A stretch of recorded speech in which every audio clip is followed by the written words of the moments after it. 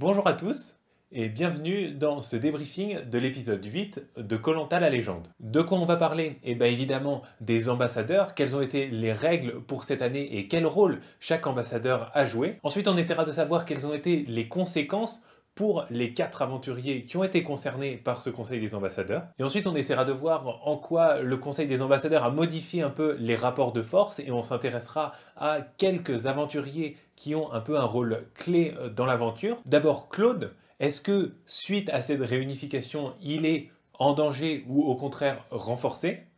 Ensuite, Alexandra, Loïc et Alix, les 3 aventuriers des 4 terres traditionnellement très liés et un peu à part dans cette aventure. Et enfin, l'aventurière qui a eu le rôle le plus prépondérant dans cet épisode, Clémence. Commençons donc par les ambassadeurs, dont les règles étaient totalement inédites cette année et ont donné du fil à retordre à pas mal de monde. Pour moi, s'il y a bien une chose à retenir de ces nouvelles règles, c'est qu'elles donnaient énormément de pouvoir aux gens qui revenaient de l'île des bannis.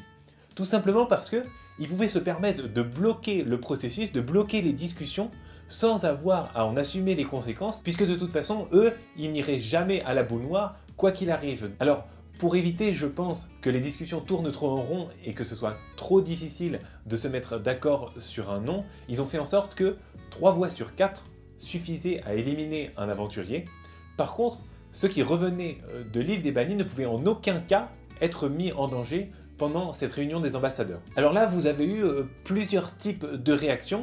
On a vu d'abord Hugo, qui en fait s'est trouvé assez passif. Lui, il essayait de prendre des infos. Certains pensaient, dont moi d'ailleurs, qu'il aurait, grâce à ses jours et ses jours sur l'île des bannis, acquis une certaine vision du jeu grâce à ce que lui racontaient les aventuriers éliminés. En l'occurrence, ça n'a pas vraiment été le cas. Et il l'a même concédé plus tard, que pour lui c'était même un problème d'apprendre par cœur qui était rouge, qui était jaune. Donc à partir de là, s'il n'est pas capable de savoir clairement qui est dans quelle équipe, c'est qu'il n'a pas une si bonne vision du jeu. On peut en dire de même de Phil, qui a dès le début annoncé la couleur.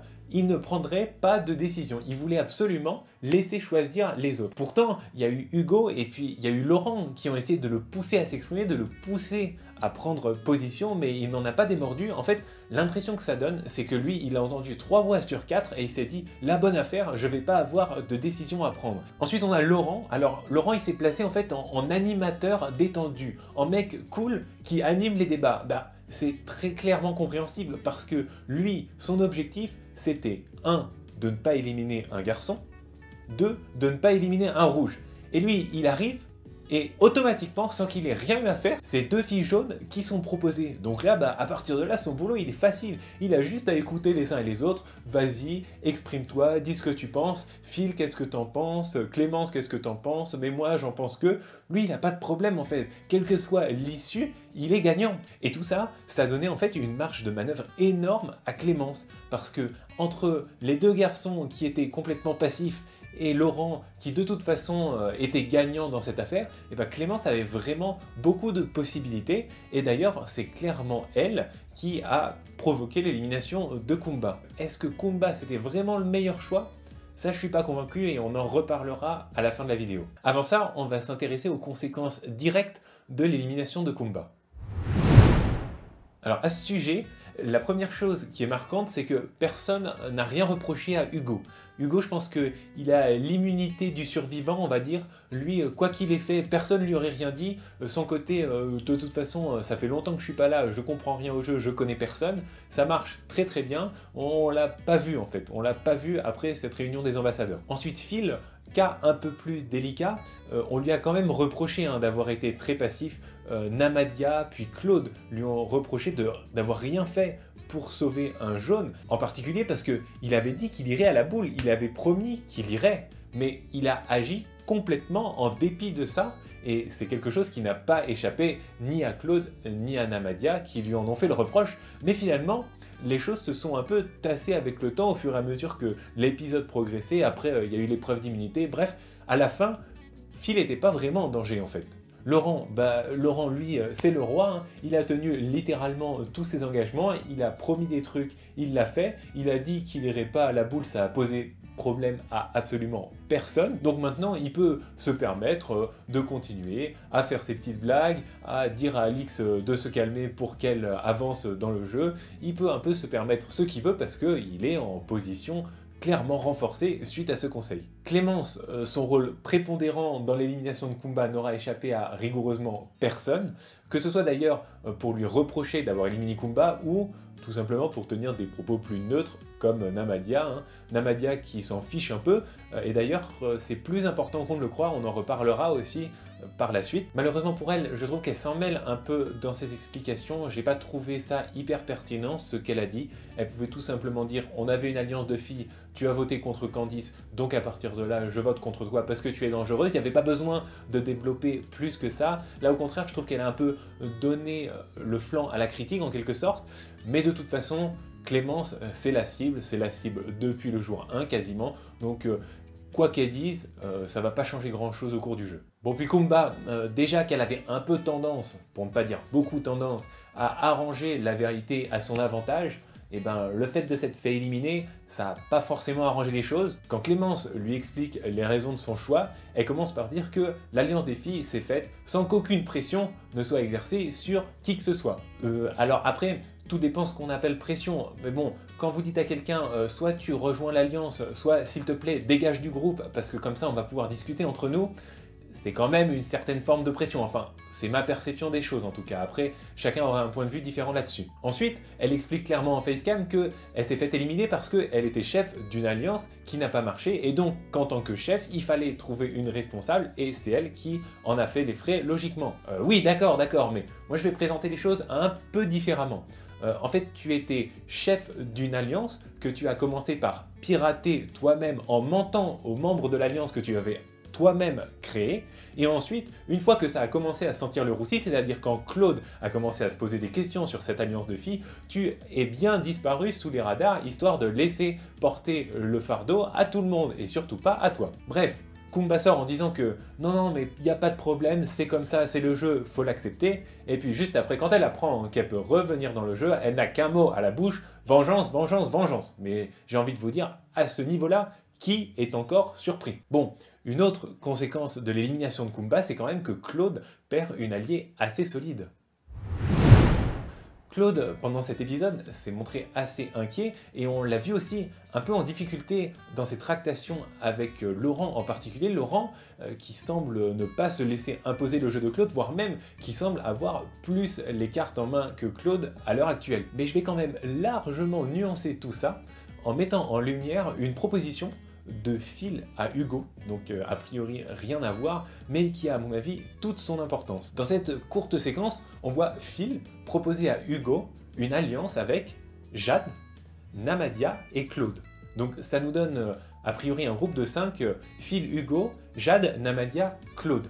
Et ça, bon, ça pourrait être juste un projet d'alliance qui a rien donné, mais c'est quand même assez concret, parce qu'on les a vus plus tard dans l'épisode discuter entre eux pour savoir pour qui ils allaient voter au prochain conseil, et ils ont décidé d'ailleurs à ce moment-là de mettre Alix. Durant cette discussion d'ailleurs, on a aussi vu Théé, qui participe pas comme d'habitude, pas trop fan de stratégie, mais par contre toujours à faire des trucs utiles sur le camp. Franchement, c'est vrai qu'on le voit pas énormément, il crée pas énormément de jeux, mais on comprend pourquoi il reste quoi. On comprend pourquoi quand quelqu'un demande de voter Théé, il y a personne qui est chaud, parce que qu'est-ce qu'il fait à ce moment-là pendant que tout le monde papote? Lui, il est toujours en train de gratter un espèce de rocher pour récupérer à bouffer, enfin bref, il est super actif. Ensuite, on peut aussi parler de la position de Sam. Sam, honnêtement, si un jour il vote Claude, moi je veux bien me mettre à tourner des vidéos avec un Blackberry. On peut parler aussi de Christelle. Christelle qui est défendue bec et ongle par Claude. Est-ce que c'est un hasard? Est-ce qu'il fait ça par affinité? Moi, j'y crois pas trop. Je pense qu'il sait très bien que Christelle est une alliée solide. Le cas de Laurent est un peu différent parce que lui, il est tellement dans une position favorable qu'il peut se permettre de tenir un peu tête à Claude, de lui dire attention, je vais pas tout faire pour t'arranger. Mais d'un autre côté, il a bien dit à Claude, non mais t'inquiète, il y a des gens à sortir avant toi. Donc à moyen terme, il lui offre plus ou moins la garantie que c'est pas pour lui qu'il va voter. Bon bah, je pense que à ce stade, si vous avez fait le décompte, vous avez bien compris là où je voulais en venir, c'est-à-dire qu'il ne reste plus que 4 aventuriers, évidemment Clémence, Et puis bien sûr, les 3 aventuriers des 4 terres, Loïc, Alexandra et Alix. Ces 3-là, excusez-moi, mais ils sont quand même pas très malins, quoi. Bon, après, c'est toujours facile de juger, oui, je sais, nous, on nous montre certaines choses que eux ne voient pas, je suis pas là-bas, c'est toujours facile de critiquer quand on est dans son canapé, bien sûr. Mais là, il y a quand même une physionomie du jeu qui apparaît de manière très claire, c'est-à-dire que eux, ils sont 3, c'est une super alliance qu'ils ont, ça les rend très forts, mais ils sont quand même un peu isolés quoi dans tout ça. Je pense que ce serait maintenant le moment d'essayer de nouer d'autres alliances, d'essayer de dire, regardez, nous on est 3, on est hyper soudés, c'est quand même une grosse force, ben, rejoignez-nous, au moins 2 personnes, dire, regardez, on va ensemble à l'orientation, ça c'est possible, ça c'est quand même une force qu'ils auraient qui est incroyable. Dans une saison où les jeux d'alliance sont quand même assez confus, il y a des rouges, des jaunes, des garçons, des filles, des gens qui partent, des gens qui reviennent, c'est quand même assez difficile de s'y retrouver je pense, eux, ils peuvent offrir un socle solide. Regarde, on est 3, on s'est juré fidélité quasiment, et il reste 2 places pour aller à l'orientation. Ben, qui on met dans ces 2 places? Qui on met? Ben, le choix est évident. Vous avez une fille qui est isolée, qui s'appelle Clémence, qui a une cible dans le dos depuis le début, parce qu'elle a gagné 2 fois Koh Lanta, ça personne n'est capable de l'accepter de toute évidence. Et vous avez Hugo qui n'a pas joué. Hugo, il est complètement isolé du reste du groupe, il n'a pas eu le temps de tisser des liens très forts qui vont lui faire dire « Non, c'est impossible pour moi de voter pour telle personne ». Lui, il s'est quand même fait dégager dès le début. A priori, il est assez neutre question alliance. Mais non, de toute évidence, il raisonne pas comme ça, ils y ont pas pensé, et en particulier Alix, à qui pour moi revient la palme d'or de l'inefficacité stratégique, ne pense pas à tisser des alliances pour se sauver alors même qu'elle sait qu'elle est en danger. Non, elle préfère perdre son temps dans des débats de collège sur un arc qui appartient à elle ou à Kumba. Enfin, c'était quand même assez incroyable cette affaire, même si ça a été initié par Kumba, ça alimente en fait une espèce de rivalité malsaine, bizarre, pas du tout productive, mais c'est pas grave, on perd du temps là-dessus, hein. Surtout, ne nous préoccupons pas de ce qui est important, de gagner Koh Lanta, préoccupons-nous de à qui appartient tel ou tel arc, ou essayons de convaincre tout le monde que Jade fait de la propagande pour me sortir. Bah oui, évidemment, je vais gagner en crédibilité en disant à tout le monde « Jade fait de la propagande, elle essaye de me sortir, c'est ridicule ». Et du coup, il faut que ce soit Clémence qui est immunisée, donc normalement ce serait pas à elle de se préoccuper de ça, normalement Clémence devrait faire l'objet de tractations, mais non, c'est elle qui doit être à l'initiative de la stratégie pour dire eh ben écoute, maintenant je vais essayer, même si je suis immunisé, de penser à plus long terme et d'essayer de voir comment je pourrais utiliser intelligemment ma double immunité pour sortir un adversaire potentiel. Et en plus, le plus fort, c'est que quand Clémence vient la trouver pour lui dire écoute, moi j'ai une solution pour te sauver alors que tu es sur la sellette, c'est-à-dire qu'en gros je t'offre clé en main une solution pour rester dans l'aventure, elle trouve le moyen de râler et de dire mais non, mais moi j'ai envie d'éliminer une fouteuse de merde comme Jade. C'est-à-dire que c'est quasiment dissuasif normalement pour Clémence d'entendre quelque chose comme ça, parce que quand quelqu'un réfléchit aussi peu et a tellement de volonté de vengeance en elle, bah tout simplement vous vous alliez pas avec elle, vous vous abstenez, parce que c'est pas la marque d'une alliée fiable. Franchement tu te dis mais avec un tel état d'esprit, comment ça se fait qu'elle ait pu aller jusque là? En plus elle gagne même pas d'épreuve. Enfin, c'est un miracle quoi. Une personne comme ça, normalement elle aurait dû être sur la sellette depuis le début. Mais non, c'est pas Alix qui est sur la sellette depuis le début. C'est vrai que, personnellement, moi qui ai beaucoup apprécié ce qu'a fait Clémence dans cette édition, quand j'entends Clémence dire « Écoutez les filles, je vous raconte tout, et puis on se fait confiance à Alexandra », ça me fait froid dans le dos, quoi. Clémence qui est réfléchie, Clémence qui essaye d'avoir un coup d'avance, Clémence qui essaye de faire en sorte en permanence de rester dans le jeu, et puis Alexandra, quoi. Alors pour décrire Alexandra, il y a un terme qui me vient de la chaîne Kael et Psycho, qui décrit Alexandra comme intrépide, le style de jeu intrépide. Et en fait j'ai trouvé ça pas mal, parce que ça décrit bien son style de jeu un peu au jour le jour, en fonction des conditions du moment et en fonction de son humeur. Mais d'un autre côté, c'est pas péjoratif, c'est même plutôt positif, donc moi ça me plaît bien. Mais en fait, le problème auquel est confrontée Clémence en ce moment, c'est ce que j'essaye d'amener depuis plus ou moins le début de cette vidéo, c'est qu'il n'y a personne d'autre avec qui elle peut s'allier. Il n'y a personne d'autre. Les seuls qui sont plus ou moins libres niveau alliance, c'est les 3 aventuriers des 4 terres. Donc qui partagent la même vision du jeu, qui aient des affinités, ça rentre pas vraiment en compte. Clémence, depuis le début, l'impression qu'elle donne, c'est quand même que son bateau prend l'eau, depuis le début, on veut l'éliminer, et puis bah, elle rafistole comme elle peut. Alors, elle rafistole la barque à coups de victoire, à coups d'amulette, à coups d'immunité, mais ça suffit pas en fait. Au bout d'un moment, ça finit toujours par foirer. Alors du coup, évidemment, elle aurait pu garder son amulette pour elle et en fait utiliser une double immunité, mais ça aurait été complètement neutre, il n'y aurait eu aucun intérêt, donc il fallait absolument qu'elle la donne à quelqu'un. Et seule possibilité, la solution la moins mauvaise, c'est de s'allier avec Alexandra et Alix. Est-ce que ça assure son avenir? Évidemment, pas du tout. Mais il n'empêche que c'était une bonne opération en attendant de voir ce qui va se passer après, quoi. Ceci dit, même si je suis assez fan de ce que fait Clémence dans cette édition jusqu'à présent, il y a quand même un élément que je voudrais mettre en avant, et il faudrait qu'on prenne un peu de recul en fait sur l'aventure de Clémence, sur les décisions qu'elle a prises depuis le début. Et en fait, on se rend compte que ça a beau être très intelligent, très réfléchi, très maîtrisé, ça manque d'audace en fait. Par exemple, pourquoi elle n'est pas plus proche d'Hugo? Alors, évidemment, l'alliance avec Hugo, c'est pas le truc le plus évident de la Terre, bien sûr.